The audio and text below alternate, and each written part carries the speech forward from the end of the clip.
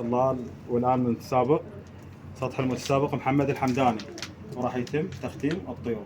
هذا الطير الاول بدينا، هذا يطب سباقين ان شاء الله، كاسين دفوف والجنوب. هاي الختام راوهين لك، بس لحظة راوي الختام، هاي ختمين طيب الثاني. اي هاي دائما احنا نعلق. والطير الثاني للمتسابق محمد الحمداني، وهاي الختم الاول وهذا الختم الثاني. باع لعيني تشوفون واضحات. يلا الثالث للمتسابق محمد الحمداني، سباقين. هذا ختم وهذا ختم يبينن عندك اي واضحات. وهذا الثاني. اي يلا اخوي. هذا الطير الرابع للمتسابق محمد الحمداني، سباقين.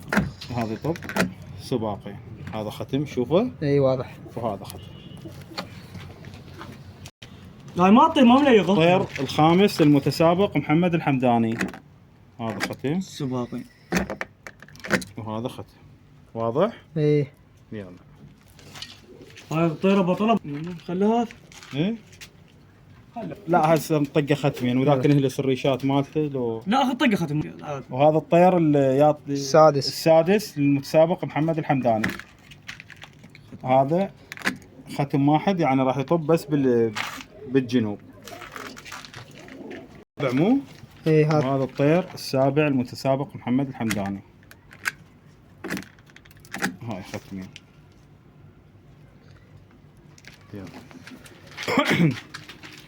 السلام عليكم شباب. هذا الطير الثامن والبهادر بالكاسية، ماشي عيني.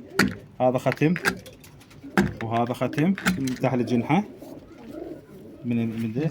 هذا ختم البهادر، ماشي عيني واضح. هذا البهادر ختمين بالجنح وختمين بالذيل، يعني على السباقين. الكنت ولا يسمونها. الطير التاسع والاخير للمتسابق محمد الحمداني، يعني التاسع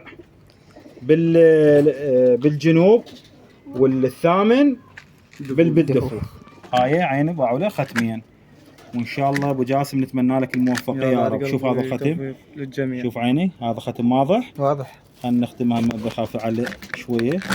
هذا واضح باعله. واضح. وهذا ختم. وين الختم الثاني؟ هذا الختم الثاني مبين ذي. وهذا احنا شي ريشه نسله منه ختمنا فوق الختم. يلا